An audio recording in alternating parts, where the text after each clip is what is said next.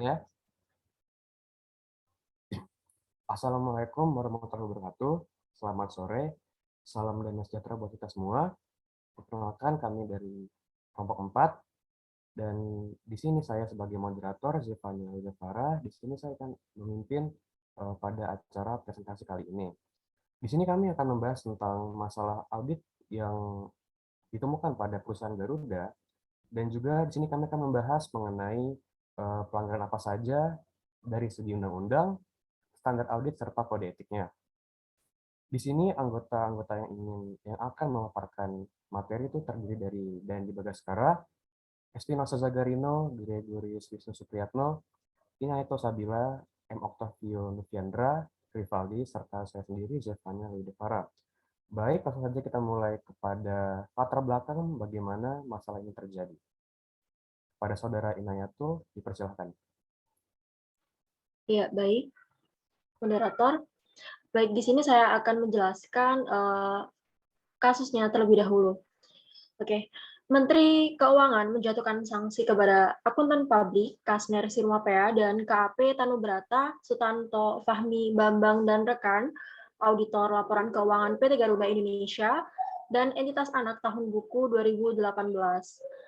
Kasus ini berawal dari hasil laporan keuangan Garuda Indonesia untuk tahun buku 2018 yang mana dalam laporan keuangan tersebut, Garuda Indonesia Group membukukan laba bersih sebesar 809,85 ribu USD dollar atau setara 11,33 miliar. Nah, angka ini melonjak tajam dibanding tahun 2017 yang menderita rugi sebesar 216,5 juta US dollar.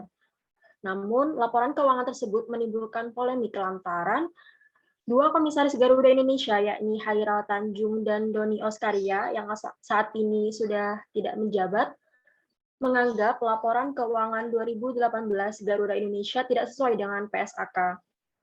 Sanksi ini diberikan setelah Kementerian Keuangan bersama Pusat Pembinaan Profesi Keuangan memeriksa AP atau KAP tersebut terkait permasalahan laporan keuangan Garuda Indonesia tahun buku 2018, khususnya melakukan pendapatan atas perjanjian kerjasama dengan PT Mahata Aeroteknologi yang diindikasikan tidak sesuai dengan standar akuntansi.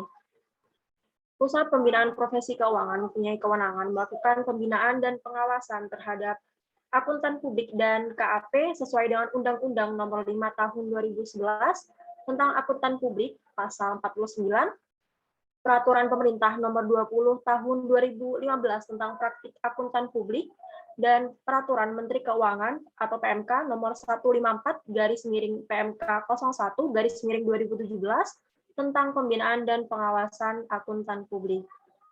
Terima kasih, saya kembalikan ke moderator. Terima kasih. Selanjutnya, setelah mendengar masalah yang terjadi, kita akan membahas pelanggaran menurut undang-undang yang akan disampaikan oleh rekan saya. Pada saudara Dandi, dipersilakan. Baik, terima kasih moderator. Di sini saya akan menjelaskan mengenai pelanggaran menurut undang-undang.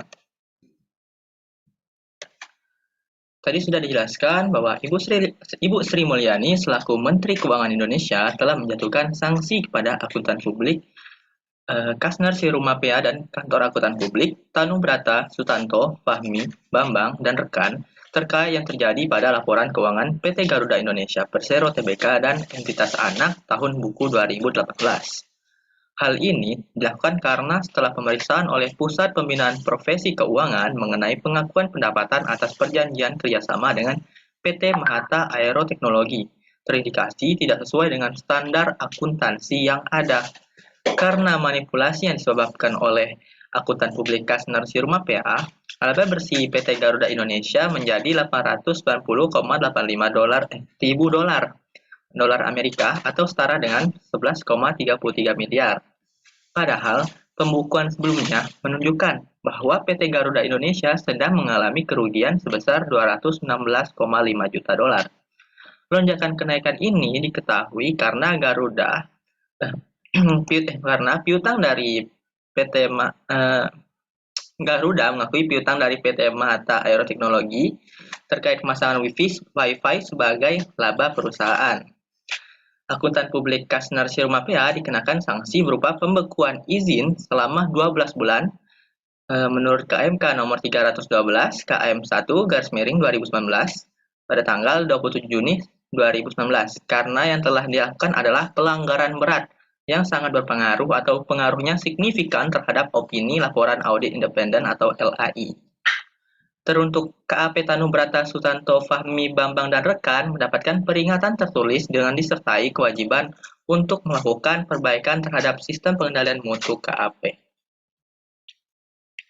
Atas hal ini, akuntan publik Kasnar Sirumapea dan KAP Tanubrata Sutanto Fahmi Bambang dan rekan akan diberikan sanksi berdasarkan pasal 25 ayat 2 yang berbunyi akuntan publik dalam memberikan jasanya wajib A. melalui KAP, B. mematuhi dan melaksanakan SPAP dan kode etik profesi serta peraturan perundang-undangan yang berkaitan dengan jasa yang diberikan. Dan C. membuat kertas kerja dan bertanggung jawab atas kertas kerja tersebut.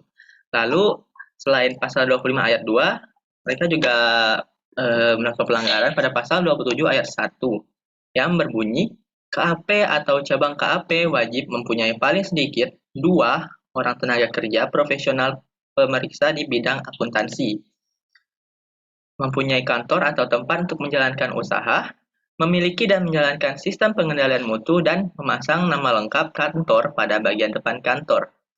Lalu yang terakhir ada pasal 55 ayat 4 PMK nomor 154/PMK 01/2017 yang berbunyi pelanggaran sangat berat sebagaimana dimaksud pada ayat 1 huruf D adalah pelanggaran dalam menerbitkan laporan pemberian jasa asuransi namun tidak melaksanakan prosedur atau tidak membuat kertas kerja sebagai dasar dalam pemberian opini dalam laporan pemberian jasa asuransi, atau pelanggaran yang dilakukan berpotensi berpengaruh sangat signifikan terhadap laporan pemberian jasa atau hasil atau output jasa atas jasa yang diberikan.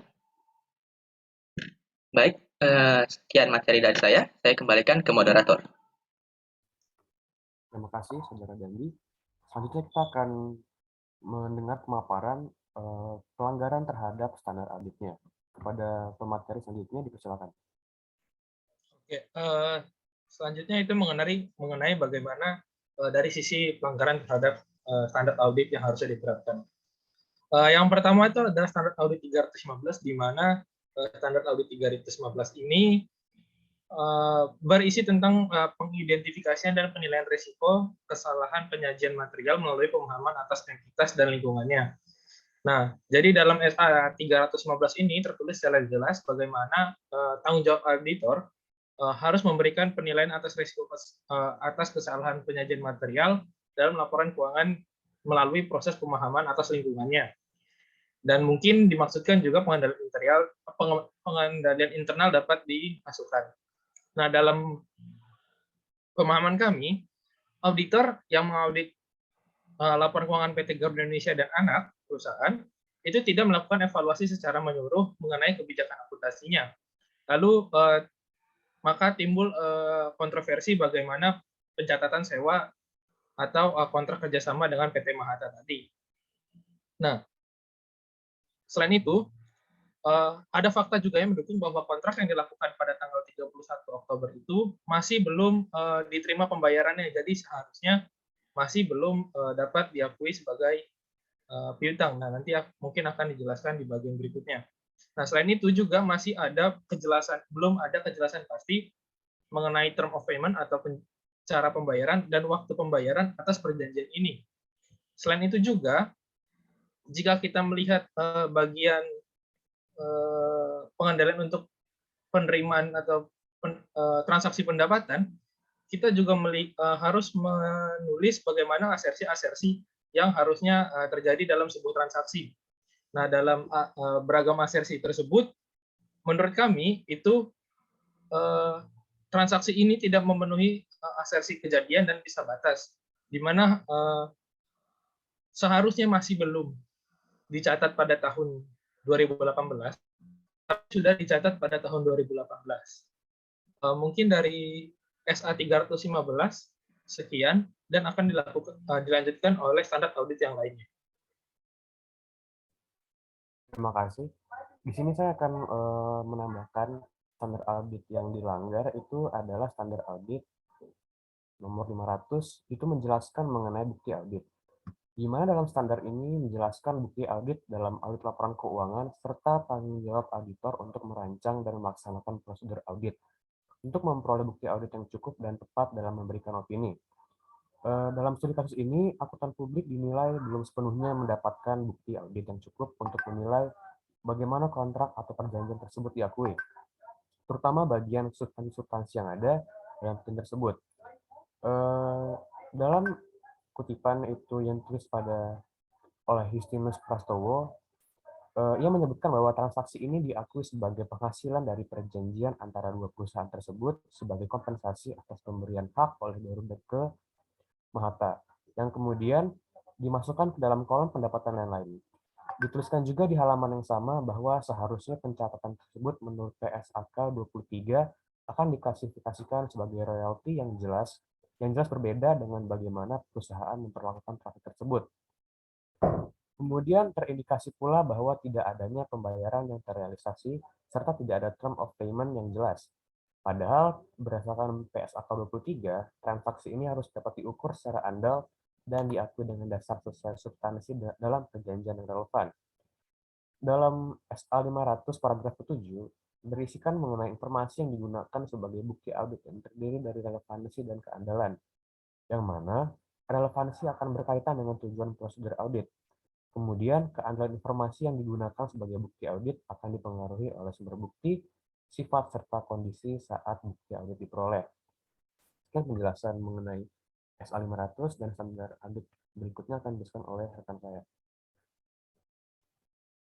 Baiklah, saya di sini akan melanjutkan pemaparan mengenai standar audit yang terkait dengan permasalahan PT Garuda.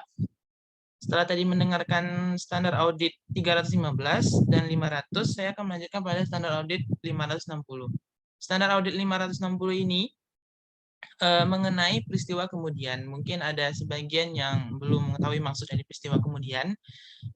Maksudnya itu adalah bagaimana tanggung jawab auditor atas peristiwa di kemudian hari atas audit yang dilakukan terhadap laporan keuangan entitas.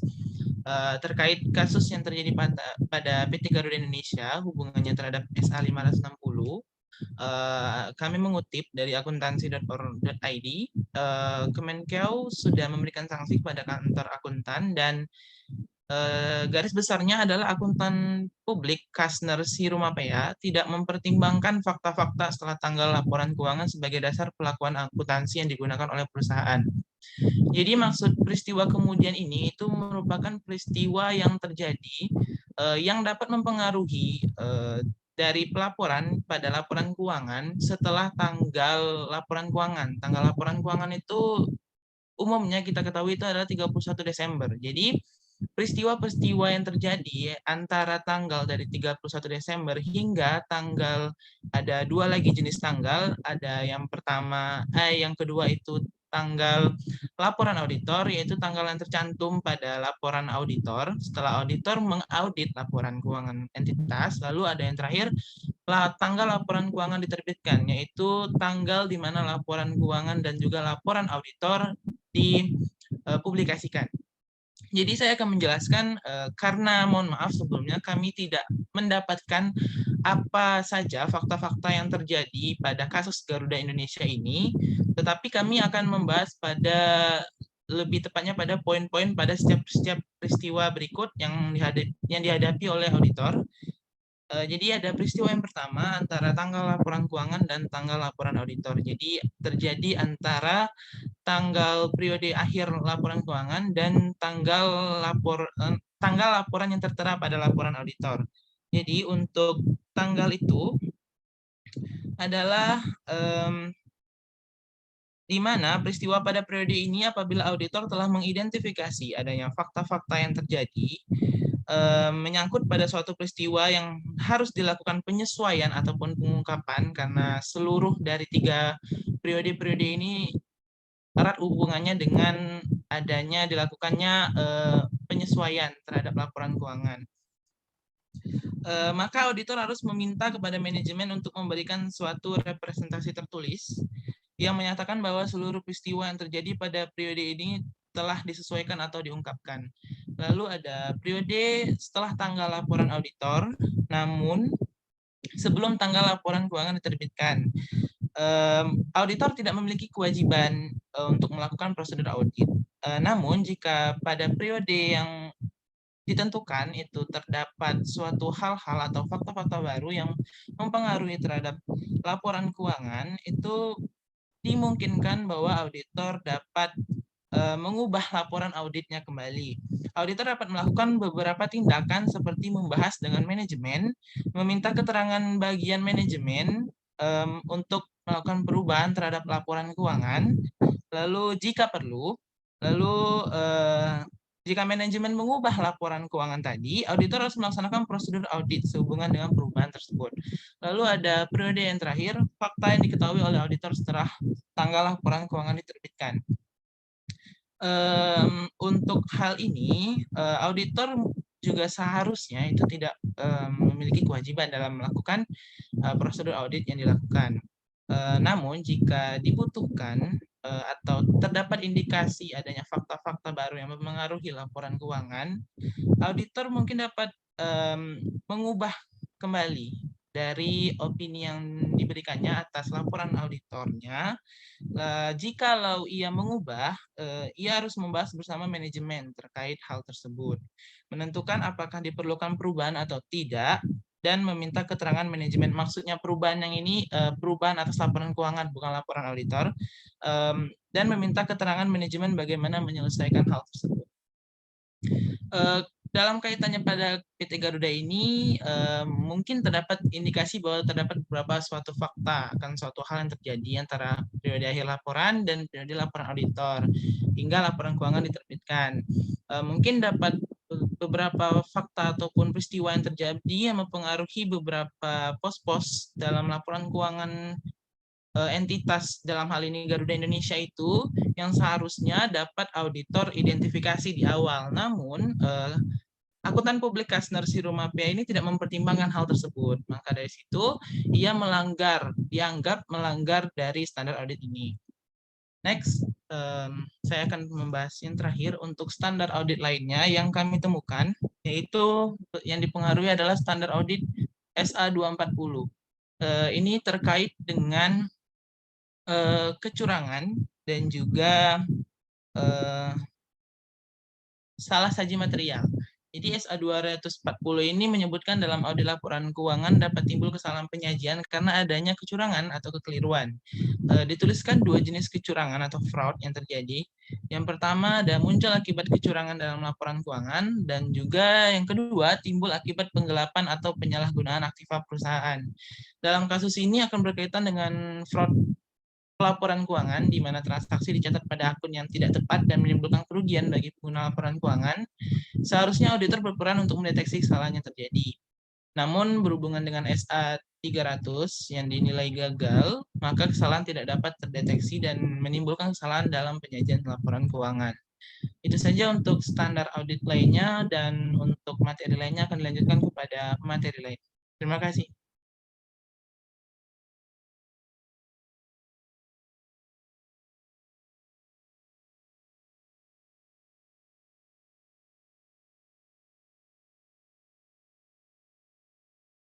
Oke, untuk pelanggaran kode etik profesional akan saya jelaskan.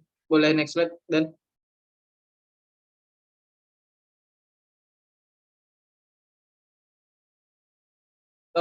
ada 5 prinsip dasar terkait dengan etika untuk akuntan di Indonesia. Yang pertama itu ada integritas, kemudian ada objektivitas, kompetensi dan kehati-hatian profesional, kerahasiaan dan perilaku profesional. Di sini saya akan menjelaskan terkait dengan pelanggaran yang terjadi pada akuntan publik pada KAP Tanubrata dan rekan, di mana prinsip yang pertama itu yang dilanggarnya adalah prinsip perilaku profesional, di mana prinsip perilaku profesional ini adalah mengharuskan untuk mematuhi peraturan perundang-undangan dan standar audit yang berlaku. Namun KAP Tanubrata melakukan pelanggaran terkait dengan prinsip perilaku Menteri Keuangan, bahwa akuntan publik Kasner Sirumapea belum sepenuhnya mematuhi standar audit. Standar profesi akuntan publik atau SPAP, yaitu SA 315 terkait dengan pengidentifikasian dan penilaian risiko kesalahan penyajian material melalui pemahaman atas identitas dan lingkungannya. Kemudian ada SA 500 terkait dengan bukti audit, dan SA 560 tentang peristiwa kemudian. Dan juga KAP Tanubrata belum menerapkan sistem pengendalian mutu KAP secara optimal terkait konsultasi dengan pihak eksternal. Adapun awal dari kesalahan ini adalah pihak manajemen Garuda mengakui pendapatan atas kerjasama PT Mahata Aero Teknologi dengan mengakui sebagai pendapatan royalti yang berdasarkan PSAK 23. Namun Otoritas Jasa Keuangan telah memutuskan bahwa transaksi Garuda dengan PT Mahata Aero Teknologi itu seharusnya diakui sebagai pendapatan sewa dengan pedoman PSAK 30. Untuk pelanggaran etika selanjutnya akan dijelaskan oleh Osa. Baiklah, terima kasih Rival atas kelanjutannya. Jadi di sini pada kode etik yang ada pada IAPI atau Ikatan Angkutan Publik Indonesia itu terdapat ada 5 yang sudah disebutkan oleh Rivaldi. Namun pada kelompok kami ini kami akan menjelaskan 3 yang berkaitan atau yang jadi pelanggaran yang dilakukan oleh auditor atau KAP dan rekan pada kasus Garuda ini. Ya, yang selanjutnya saya akan membahas terkait dengan integritas. Integritas menjelaskan bahwa pelaksanaan auditor harus melaksanakan integritas seperti bebas politik kepentingan, tidak mengelirukan fakta sesuai dengan fakta, dan tidak mengalihkan pertimbangannya kepada bawahannya. Yang mana prinsip ini dilanggar oleh KAP dan rekan dengan penjelasan bahwa KAP telah memaparkan hasil dalam laporan keuangannya pada PT Garuda Indonesia bahwa dia terdapat kekeliruan yang dalam pengecekan hasil auditnya, yang mana tidak sesuai dengan fakta. Ya, yang mana dalam laporan keuangan tersebut yang seharusnya yang sudah dijelaskan sebelumnya bahwa laba bersih yang sebenarnya sebesar 809.000 US dollar itu berbanding terbalik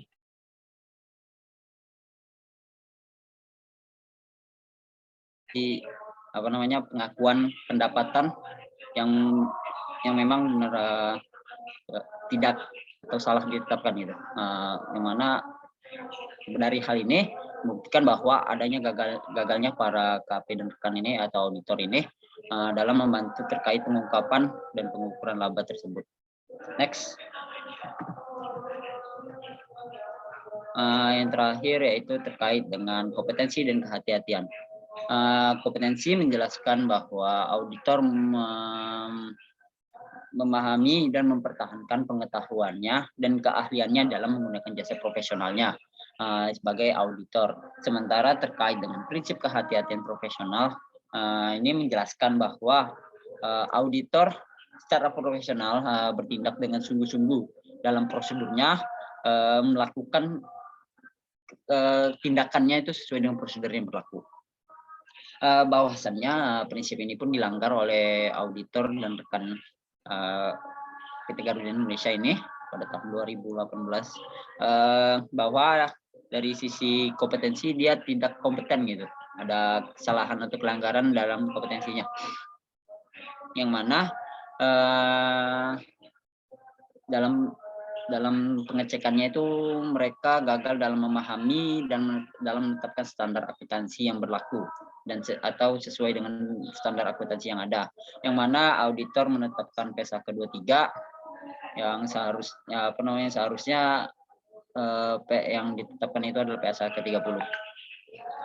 Selanjutnya itu terkait dengan kehati-hatian dalam prosedur audit, bahwasannya dalam pelaksanaan prosedur audit adapun kesalahan bagi auditor itu dalam memahami bukti audit dan kesalahan auditor dalam memahami assertive management. pemahaman bukti terkait dengan bukti dan asersi ini berkaitan dengan relevansinya pendapatan yang diakui. Dalam bukti audit yang menjelaskan bahwa dalam kerjasama tersebut itu dengan PT Mahata Aeroteknologi yang seharusnya itu tuh sebagai pendapatan sewa yang mana pendapatan itu tuh seharusnya tidak diakui malah diakui sebagai pendapatan royalti. Nah, ini ada sedikit kekeliruan dari pemahaman auditor dalam prosedur dalam pemahaman kehati-hatiannya, yaitu pemahaman bukti audit dan asersi manajemen. Mungkin itu dari saya kembalikan ke moderator. Terima kasih. Terima kasih, Saudara Rosa. Boleh. Masuk saja masuk kesimpulan yang akan disampaikan oleh Menteri Rakyat. Ya, terima kasih. Saya akan membacakan kesimpulan. Jadi, kasus PT Garuda Indonesia ini merupakan salah satu kasus yang ada dalam sejarah audit di Indonesia. Kasus yang berasal dari kelalaian auditor dalam pengakuan pendapatan dengan selisih yang sangat besar dari tahun sebelumnya ini berkaitan dengan pencatatan dalam laporan keuangan yang tidak sesuai dengan PSAK. Kelalaian ini mengakibatkan akuntan publik yang mengaudit terkena pembekuan izin selama 12 bulan dan sanksi lainnya. Dari kasus ini, kita dapat menganalisa dengan melihat adanya pelanggaran dari 3 sudut pandang. Yang pertama, sudut pandang undang-undang yang mengakibatkan akuntan publik dikenai sanksi karena melalaikan fungsi pada UU nomor 5 tahun 2011. Sedangkan dari sudut pandang standar audit dengan dasar SA 315, SA 500, SA 560, dan standar yang mungkin berkaitan yaitu SA 240. Terakhir, berkaitan dengan sudut pandang kode etik, ada tiga dari 5 prinsip sesuai dengan IAPI, yaitu integritas, kompetensi, dan kehati-hatian, serta perilaku profesional.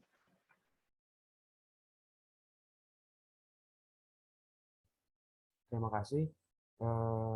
Sekian presentasi dari kelompok 4. Kami mohon maaf apabila terdapat kesalahan kata maupun kesalahan penyampaian. Kami kelompok 4 pamit undur diri. Saya ucapkan terima kasih. Wassalamualaikum warahmatullahi wabarakatuh.